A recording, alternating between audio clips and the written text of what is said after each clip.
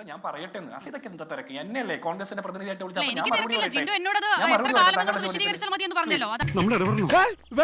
ഞാൻ ചോദിക്കട്ടെ, അസിത കഴിഞ്ഞ തെരഞ്ഞെടുപ്പ് കാലത്ത് പിണറായി വിജയന് തുടർഭരണം കിട്ടുന്ന രീതിയിലുള്ള ഒത്തിരി കണ്ടുപിടുത്തലങ്ങൾ നടത്തിയല്ലോ, ഇല്ലേ? അപ്പോഴെങ്കിലും അസിതയ്ക്ക് തോന്നിയോ രത്തൻ കൽക്കറി യുഡിഎഫിന് വേണ്ടി എന്തെങ്കിലും പണിയെടുക്കുന്നതായിട്ട് തോന്നിയോ? അത്രയും മൈന്യൂട്ടായിട്ടുള്ള കണ്ടുപിടുത്തം നടത്തിയ അസിതയ്ക്ക് പോലും തോന്നിയില്ലല്ലോ. ഇവിടെ പ്രശ്നം തെരഞ്ഞെടുപ്പ് നടന്ന് 5-ാം നാൾ ആ തെരഞ്ഞെടുപ്പിന് നേതൃത്വം നൽകിയ ഉദ്യോഗസ്ഥൻ മുഖ്യമന്ത്രിയുടെ സെക്രട്ടറി ആകുന്നതുമായി ബന്ധപ്പെട്ടാണ്. ആ ഉദ്യോഗസ്ഥന്റെ മെറിറ്റ് അവിടെ നിൽക്കട്ടെ, അതിനപ്പുറം ആ സംവിധാനത്തെ ആകെ അതിൽ വിശ്വാസ്യതയുടെ സംശയം ഉണ്ടാക്കുന്ന നിലയിൽ ഉണ്ടാകുന്ന ഒരു ഇടപെടൽ, അതിനെക്കുറിച്ചാണ് ജിൻഡോ ചോദ്യം. ഒരു പ്രശ്നവും തോന്നുന്നില്ലേ? CPM-ന്റെ ആക്ഷേപമാണല്ലോ ഇപ്പോൾ ആക്ഷേപമായിട്ട് ചാനലുകളിൽ ചർച്ചയാകാൻ കാരണം. അല്ലാതെ ഏതെങ്കിലും ഒരു മാധ്യമ പ്രവർത്തകൻ ആക്ഷേപമുള്ളത് കൊണ്ടല്ലോ. കേരളത്തിലെ പ്രതിപക്ഷമായിട്ടുള്ള മുഖ്യ പ്രതിപക്ഷമായിട്ടുള്ള CPM-ന്റെ ആക്ഷേപമാണ് ഇവിടെ മുഖവിലയ്ക്കിടുന്നത്. CPM-ന് അങ്ങനെ വോട്ടർ പട്ടിക പരിഷ്കരണവുമായി ബന്ധപ്പെട്ട് SIR പുനഃക്രമീകരണവുമായി ബന്ധപ്പെട്ട സമയത്ത് രത്തൻ കേൽക്കർക്കെതിരെ അങ്ങനെ ഒരു ആക്ഷേപം ഉണ്ടായിരുന്നു. എനിക്ക് വീണ്ടും രത്തൻ യു കേൽക്കർ എന്ന ഉദ്യോഗസ്ഥന്റെ മെറിറ്റിലേക്ക്, അദ്ദേഹത്തിന്റെ മെറിറ്റ് എന്താണ് എന്നുള്ളതല്ല ഈ ചർച്ചയുടെ തന്നെ വിഷയം. ജിൻഡോ,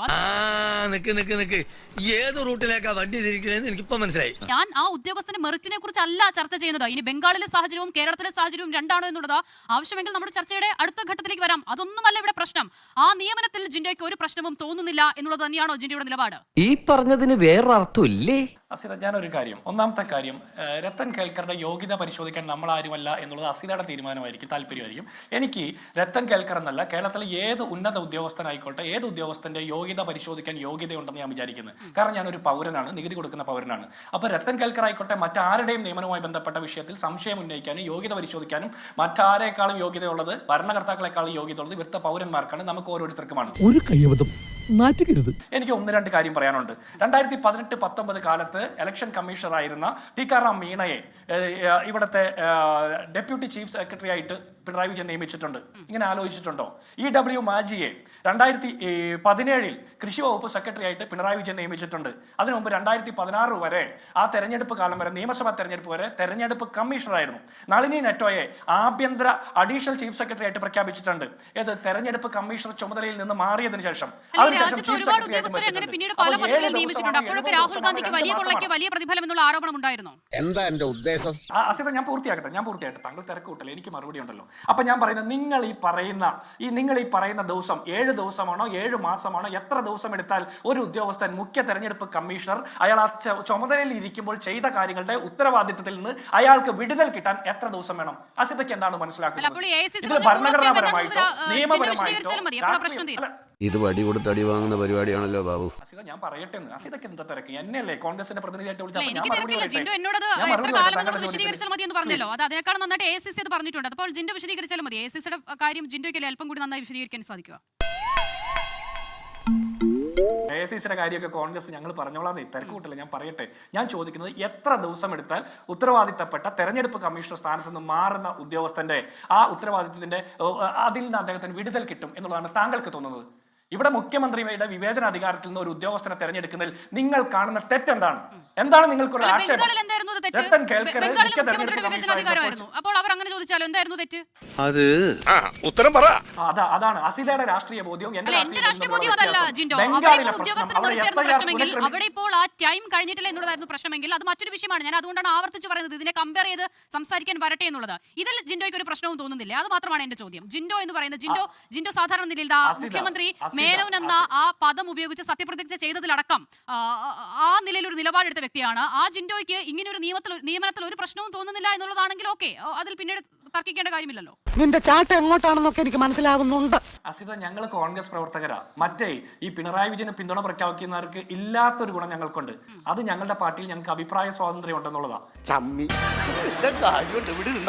കേരളത്തിലെ ഏതെങ്കിലും രാഷ്ട്രീയ പാർട്ടിക്ക് SIR-മായി ബന്ധപ്പെട്ടോ തെരഞ്ഞെടുപ്പ് നടത്തുന്നതുമായി ബന്ധപ്പെട്ടോ അത്തരത്തിലൊരു ആക്ഷേപം ഉണ്ടായിരുന്നോ? അത്തരത്തിൽ രത്തൻ കേൽക്കറുടെ വിശ്വാസ്യത ചോദ്യം ചെയ്യുന്ന ഒരു പ്രശ്നം കേരളത്തിൽ ഉണ്ടായിരുന്നോ? രത്തൻ കേൽക്കറുടെ വിശ്വാസ്യത ചോദ്യം ചെയ്യുന്ന പ്രശ്നം ഉണ്ടായിരുന്നെങ്കിൽ പിണറായി വിജയൻ എങ്ങനെയാണ് അദ്ദേഹത്തിന് ആ സ്ഥാനത്തേക്ക് ശുപാർശ ചെയ്യാൻ പറ്റുക? പിണറായി വിജയൻ ഏറ്റവും ഇഷ്ടപ്പെട്ട ഒരു ഉദ്യോഗസ്ഥൻ, ആ ഉദ്യോഗസ്ഥൻ തെരഞ്ഞെടുപ്പ് കമ്മീഷണറായി എത്തുന്നത് വരെ അദ്ദേഹം GST കമ്മീഷണർ ആയിരുന്നുണ്ട്, IT സെക്രട്ടറി ആയിരുന്നത്, പലതുമായിട്ടുണ്ട്. അദ്ദേഹം തെരഞ്ഞെടുപ്പ് നടത്തിയതുമായി ബന്ധപ്പെട്ട് നമുക്ക് ഏതെങ്കിലും തരത്തിൽ ഇത്തരത്തിൽ ബംഗാളിന് സമാനമായിട്ടുള്ള ഒരു ആക്ഷേപം ഉണ്ടായിരുന്നില്ല. അതൊന്നും എനിക്കറിയാൻ മേല. അങ്ങനെ ഒരു ആക്ഷേപം ഇല്ലാത്ത സാഹചര്യത്തിൽ മുഖ്യമന്ത്രിയുടെ വിവേചന അധികാരമാണ് അദ്ദേഹത്തെ ചുമതലപ്പെടുത്തണോ വേണ്ടയോ എന്നുള്ളത്. അക്കാര്യത്തിലെ ധാർമ്മികമായ ചോദ്യത്തിനുള്ള ഉത്തരം മുഖ്യമന്ത്രി തന്നെയാണ് പറയേണ്ടത്. രാഷ്ട്രീയമായിട്ടുള്ള ചോദ്യത്തിന് ഉത്തരമാണ് ഞാൻ പറഞ്ഞത്, കൃത്യമായി പറഞ്ഞത്. മുൻപും തെരഞ്ഞെടുപ്പ് കമ്മീഷണർമാരെ കേരളത്തിൽ ടിക്കാറാം മീണയെ, നളിനി നെറ്റോയെ, EW ബാജിയെ അടക്കം പലരെയും പിണറായി വിജയൻ സർക്കാരിന്റെ കാലത്ത് നിയമിച്ചിട്ടുണ്ട്. അപ്പൊ അതെങ്ങനെ സാധൂകരിക്കും എന്നുള്ളതാണ്. ഇങ്ങനെ പോയാൽ സംഗതി കുഴയും. അപ്പോ എന്നെ മേനോനയിലേക്ക് ഒന്നും കണക്ട് ചെയ്യണ്ട. അത്തരം അഭിപ്രായം പറയാൻ സ്വാതന്ത്ര്യമുണ്ട്. അപ്പുറത്ത് EMS നമ്പൂതിരിപ്പാടിന്റെയും P ഗോവിന്ദപിള്ളയുടെയും വിശ്വനാഥ മേനോന്റെ ഒക്കെ മേനോനും പിള്ളയും നായരും നമ്പൂതിരിയും ഒക്കെ ചോദ്യം ചെയ്യാൻ ശേഷിയില്ലാത്ത ആളുകളുള്ള കാലത്ത് രാഷ്ട്രീയ ബോധ്യത്തിൽ നിന്ന് അഭിപ്രായ വ്യത്യാസങ്ങൾ പറയാനുള്ള അവകാശം കോൺഗ്രസിലുള്ളത് കൊണ്ടാണ് ഞങ്ങൾ ഇങ്ങനെയൊക്കെ നിൽക്കുന്നത്. അപ്പുറത്ത് മറുത്തൊരു ഉത്തരം പോലും ചോദ്യം പോലും മുഖ്യമന്ത്രിക്ക് മറുപടി പറയാൻ സാധിക്കുള്ളൂ. അല്ലെ ശരി, ഞാൻ എന്തായാലും മടങ്ങി വരാം. എന്തോ കുത്തി പറയുന്ന പോലെ എനിക്ക് ഫീൽ ചെയ്യുന്നുണ്ട് കേട്ടോ. ജിൻഡോ, ഇവിടെ ഇപ്പോൾ ഈ ഉദ്യോഗസ്ഥന്റെ മെറിറ്റൊന്നും അല്ല ജിൻഡോ പ്രശ്നം. മുൻപ് നിങ്ങൾ തന്നെ ഉന്നയിച്ച ആരോപണങ്ങൾ CPM-നെയൊക്കെ മാറ്റി നിർത്താം. തെരഞ്ഞെടുപ്പ് കാലത്ത് ഈ ഇപ്പോൾ നമ്മൾ കേട്ട രമേശ് ചെന്നിത്തല അടക്കമുള്ള കോൺഗ്രസിന്റെ തന്നെ മുതിർന്ന നേതാക്കൾ ഉന്നയിച്ച ആരോപണങ്ങൾ, VD സതീശൻ എന്ന ഇന്നത്തെ മുഖ്യമന്ത്രി SIR-മായി ബന്ധപ്പെട്ട് അന്ന് അദ്ദേഹം ഉയർത്തിയ ആരോപണങ്ങൾ, ഇതൊക്കെയും ഇപ്പോൾ നിങ്ങളുടെ തലയ്ക്ക് മുകളിൽ തന്നെ നിൽക്കുകയാണ് ജിൻഡോ, ഡെമോക്രസിന്റെ വാള് പോലെ. എങ്ങനെയാണ് ഇതിൽ നിന്ന് മറികടക്കാനാവുക? എനിക്ക് 4-5 കാര്യങ്ങൾ പറയാനുണ്ട്. താങ്കൾ ഇടപെടാതെ എനിക്ക് സമയം തരുമെന്ന് ഞാൻ വിചാരിക്കുന്നു. അതിനുശേഷം താങ്കൾ ഇടപെടുന്നതായിരിക്കും കേൾക്കുന്നവർക്കും താങ്കൾക്കും കാര്യങ്ങൾ മനസ്സിലാക്കാൻ നന്നതെന്ന് ഞാൻ വിചാരിക്കുന്നു. ഒന്ന്, തൃശ്ശൂർ ഇലക്ഷനുമായി ബന്ധപ്പെട്ട വോട്ട് ചോരി ആരോപണം പുറത്തു വന്നപ്പോൾ സുരേഷ് ഗോപിയുടെ ഡ്രൈവർക്ക് കള്ള വോട്ടുണ്ടെന്നും വീട്ടുകാർക്ക് ഇരട്ട വോട്ടുണ്ടെന്നുള്ള ആക്ഷേപം വന്നപ്പോൾ കോൺഗ്രസ് കൃത്യമായി ആ വിഷയത്തിൽ കൃത്യമായി രാഷ്ട്രീയം പറയുകയും അതിലെ എതിർക്കുകയും ആ വിഷയം ഉയർത്തി കാണിക്കാൻ ശ്രമിക്കുകയും ചെയ്തു. കേരളത്തിലെ മുഖ്യമന്ത്രി അടക്കമുള്ള CPM നേതാക്കന്മാർക്ക് സമാനമായ ഒരു ആക്ഷേപം ഉണ്ടായിട്ടില്ല. വോട്ട് ചോരി എന്നുള്ള വാക്ക് പോലും പറയാത്തൊരു മുഖ്യമന്ത്രിയായിരുന്നു പിണറായി വിജയൻ. അവിടെയൊക്കെ കൃത്യമായി ഈ വിഷയത്തിലെ രാഷ്ട്രീയം മുന്നിൽ വെച്ചുകൊണ്ട് കൃത്യമായി ക്യാമ്പയിൻ ചെയ്ത പാർട്ടിയുടെ പേര് കോൺഗ്രസ് പാർട്ടിയാണ്. അതിനൊന്നും ഇല്ലേ? ഇനി ഞാൻ ചോദിക്കട്ടെ, ഈ വിഷയത്തിൽ എന്താണ് നിങ്ങളുടെ സംശയം? രത്തൻ കേൽക്കറെ മുഖ്യമന്ത്രിയുടെ സ്റ്റാഫായി നിയമിച്ചതിൽ നിങ്ങളുടെ സംശയം എന്താ? ഏതെങ്കിലും തരത്തിൽ രത്തൻ കേൽക്കർ കഴിഞ്ഞ നിയമസഭാ തെരഞ്ഞെടുപ്പിൽ കോൺഗ്രസിനെയും UDF-നെയും സഹായിച്ചു എന്നുള്ളൊരു സംശയം നിങ്ങൾക്കുണ്ടോ? അങ്ങനെ ഉണ്ടെങ്കിൽ അതിലൊരു കുഴപ്പമുണ്ട്. കഴിഞ്ഞ 10 വർഷമായി കേരളം ഭരിക്കുന്ന സർക്കാരിനും 12-11 വർഷത്തിലധികമായി ഈ കേന്ദ്രം ഭരിക്കുന്ന രാജ്യം ഭരിക്കുന്ന സർക്കാരിനുമെതിരായിട്ട് ഒരു സംസ്ഥാനത്തെ തെരഞ്ഞെടുപ്പ് കമ്മീഷണർ, മുഖ്യ തെരഞ്ഞെടുപ്പ് കമ്മീഷണർ 10-12 വർഷമായിട്ട് പ്രതിപക്ഷത്തിരിക്കുന്ന ഒരു പാർട്ടിക്ക് വേണ്ടിയിട്ട് ഏതെങ്കിലും രീതിയിൽ ഇടപെടൽ നടത്തി എന്ന് പറഞ്ഞാൽ പറയുന്നവരുടെ കൂടെയുള്ളവർ വിശ്വസിക്കുമെന്ന് തോന്നുന്നുണ്ടോ? അപ്പൊ അതൊരു ബാലിശമായ അപ്പൊ തുടങ്ങിക്കഴിഞ്ഞല്ലേ? അസിതയുടെ പ്രശ്നം ഇതാണ്. അസിത തിരക്ക് കൂട്ടല്ലേ? അസിതയുടെ പ്രശ്നം ബംഗാളിൽ എന്താ? കേന്ദ്ര സർക്കാരിന് വേണ്ടി BJP-ക്ക് വേണ്ടിയിട്ട് അവിടുത്തെ ഇലക്ഷൻ കമ്മീഷണർ പണിയെടുത്തു എന്നുള്ള ആരോപണം ഞങ്ങൾക്ക് ഇപ്പോഴുമുണ്ട്. കാരണം ഭരിക്കുന്നവർക്ക് വേണ്ടി ഇലക്ഷൻ കമ്മീഷണർ BJP-യുടെ മണ്ഡലം പ്രസിഡന്റിന്റെ നിലവാരത്തിൽ കച്ചിട്ടിറക്കുന്ന കാലത്താണ്.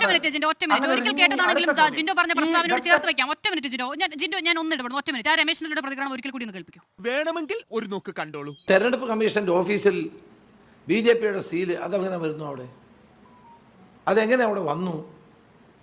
തെരഞ്ഞെടുപ്പ് കമ്മീഷനും BJP-യും തമ്മിൽ എന്താണ് ബന്ധം?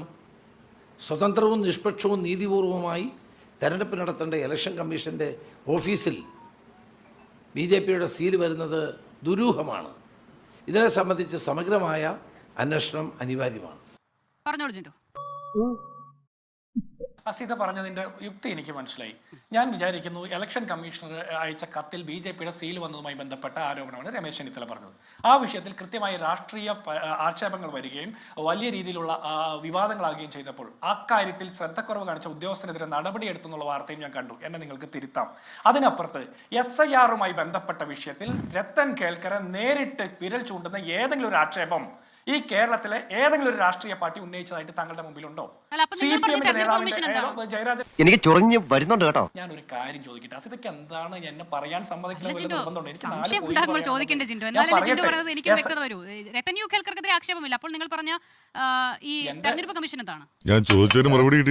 ഞാൻ പറയട്ടെ രത്തൻ കേൽക്കർ അടക്കമുള്ള തെരഞ്ഞെടുപ്പ് കമ്മീഷനെതിരെ ഞങ്ങൾക്ക് ആക്ഷേപമുണ്ട്. അതിനപ്പുറത്ത് രത്തൻ കേൽക്കർ എന്ന ഉദ്യോഗസ്ഥനെ നേരിട്ട് വിരൽ ചൂണ്ടുന്ന ഏതെങ്കിലും ആക്ഷേപം നിങ്ങൾക്കുണ്ടോ? ഉണ്ടായിരുന്നോ? CPM പറഞ്ഞിട്ടുണ്ടോ ഇദ്ദേഹം ഒരു കറക്റ്റഡ് ആയിട്ടുള്ള ഓഫീസറാണ്, ഇദ്ദേഹം BJP-ക്ക് വേണ്ടിയിട്ട് പണിയെടുക്കുന്നതാണെന്ന് പറഞ്ഞിട്ടുണ്ടോ? SIR പുനഃക്രമീകരണവുമായി ബന്ധപ്പെട്ട സമയത്ത് ഈ ഉദ്യോഗസ്ഥനെ നേരിട്ട് വിരൽ ചൂണ്ടുന്ന ഏതെങ്കിലും ഒരു ആക്ഷേപം പറഞ്ഞിട്ടുണ്ടോ? BJP-യുടെ സീലുമായി ബന്ധപ്പെട്ട വിഷയത്തിൽ അതിൽ ശ്രദ്ധക്കുറവ് കാണിച്ച ഉദ്യോഗസ്ഥർക്കെതിരെ നടപടിയെടുത്തു എന്നാണ് എന്റെ അറിവ്. പത്രമാധ്യമങ്ങളിലൂടെ വന്ന അറിവാണ്. നിങ്ങൾ അതിര് കിടക്കുന്നു. ഞാൻ ചോദിക്കട്ടെ അസിത കഴിഞ്ഞ തെരഞ്ഞെടുപ്പ് കാലത്ത് പിണറായി വിജയന് തുടർഭരണം കിട്ടുന്ന രീതിയിലുള്ള ഒത്തിരി കണ്ടുപിടുത്തലങ്ങൾ നടത്തിയല്ലോ ഇല്ലേ? അപ്പോഴെങ്കിലും അസിതയ്ക്ക് തോന്നിയോ രത്തൻ കേൽക്കർ UDF-ന് വേണ്ടി എന്തെങ്കിലും പണിയെടുക്കുന്നതായിട്ട് തോന്നിയോ? അത്രയും മൈന്യൂട്ടായിട്ടുള്ള കണ്ടുപിടുത്തം നടത്തിയ അസിതയ്ക്ക് പോലും തോന്നിയില്ലല്ലോ. അല്ല ഞാൻ എന്ത് കണ്ടുപിടുത്തം നടത്തിയതിനെ കുറിച്ചാണ് ജിൻഡോ താങ്കൾക്ക് പറഞ്ഞത് എനിക്ക് അറിയില്ല. ഇനി അല്ല, ഞാൻ ഇപ്പോൾ രത്തൻ യു കേൾക്കർ അല്ല, യുഡിഎഫിനെ ഞാൻ ചോദിക്കട്ടെ. സഹായിച്ചു എന്ന് ഞാൻ പറഞ്ഞു. ഞാൻ ചോദിക്കട്ടെ, ഇപ്പൊ കിട്ടൂടാ, ഇപ്പൊ കിട്ടും. ഈ കേരളത്തിലെ ഇടതുപക്ഷം എന്ന് അവകാശപ്പെടുന്ന CPM-കാർ അവരെല്ലാം യഥാർത്ഥ ഇടതുപക്ഷം എന്ന് ഞാൻ വിചാരിക്കുന്നു. ഈ CPM-ന് ഉണ്ടായിരുന്നോ കോഴിക്കോട് സ്ട്രോങ് റൂം തുറന്നതുമായി ബന്ധപ്പെട്ട ആക്ഷേപം? ഞങ്ങൾക്കുണ്ടായിരുന്നു. തെരഞ്ഞെടുപ്പ് സമയത്ത് ഇലക്ഷൻ കമ്മീഷന്റെ ഭാഗത്ത് വന്നിട്ടുള്ള അതിലുള്ള ഉദ്യോഗസ്ഥർ സംസ്ഥാന സർക്കാരിന്റെ ഡെപ്യൂട്ടേഷനിൽ പോകുന്ന ഉദ്യോഗസ്ഥരാ.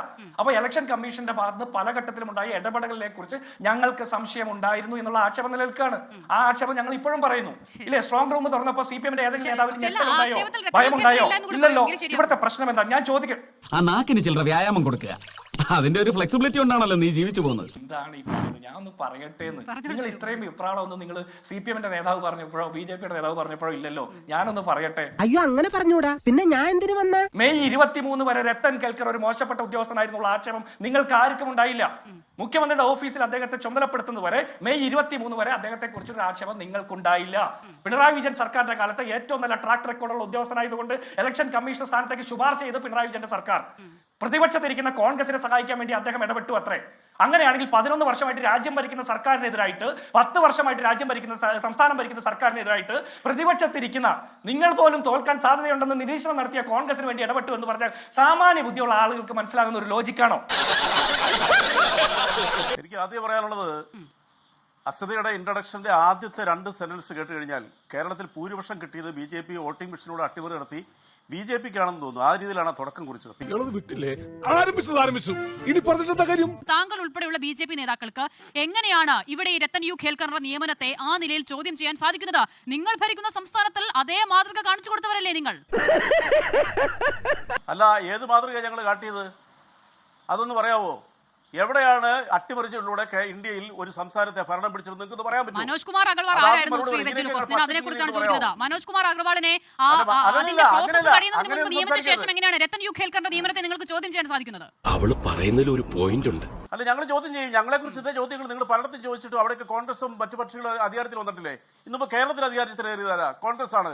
അതാണ് അസദയുടെ ഇൻട്രഡക്ഷനിൽ ദുരുദ്ദേശപരമായിട്ട് 2 ആദ്യത്തെ വാചകങ്ങളിലൂടെ കേരളത്തിൽ BJP-ആണ് അട്ടിമറിയിലൂടെ അധികാരത്തിലേറിയെന്നുള്ള ധ്വനി രീതിയിൽ പിന്നീട് മറ്റു കാര്യങ്ങൾ. അതാണ് ഞാൻ ചർച്ചയുടെ തുടക്കത്തിൽ പറഞ്ഞത്. അപ്പൊ നമ്മൾ എവിടെ പറഞ്ഞു നിർത്തി? കേരളത്തിൽ പ്രശ്നമുണ്ടോ? എനിക്കത് മനസ്സിലായി. താങ്കളും അതാണ് പറയാൻ ശ്രമിക്കുന്നത്. വി മുരളീധരൻ MLA അതാണ് പറഞ്ഞത്. നിങ്ങളുടെ ദേശീയ നേതാക്കളൊക്കെ കേന്ദ്ര നേതൃത്വം ആ നിലപാടാണ്. കേരളത്തിലെ നിയമനത്തിൽ പ്രശ്നമുണ്ട്.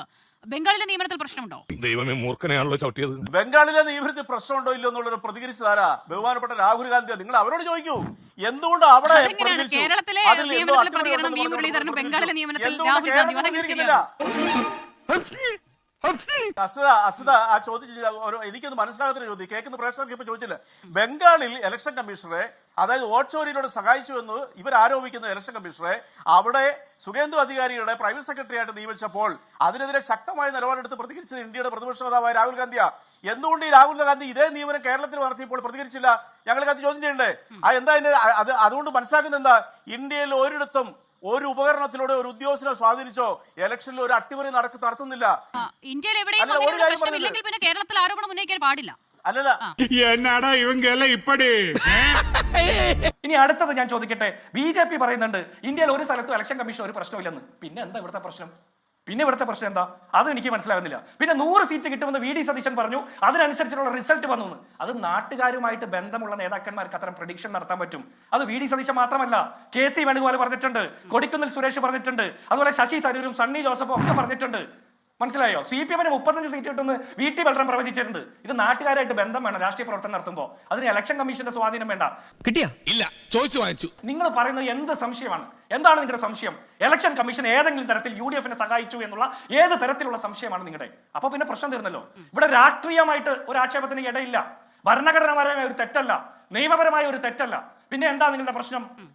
ഈ പറഞ്ഞ 7 ദിവസത്തിനുള്ളിൽ നിയമിച്ചു എന്നുള്ളത് ധാർമ്മിക പ്രശ്നം. ആ ധാർമ്മിക പ്രശ്നം ഉണ്ടെന്ന് സൂചിപ്പിക്കാൻ എന്താണ് അദ്ദേഹത്തിന്റെ ഭാഗത്ത് നിന്ന് വന്നിട്ടുള്ള ഒരു തെറ്റായിട്ട് നിങ്ങൾക്ക് പറയാൻ പറ്റുക? ഇലക്ഷൻ സമയത്ത് ഏതൊക്കെ രീതിയിൽ UDF-നെ സഹായിക്കുന്ന നിലപാടെടുത്തോ?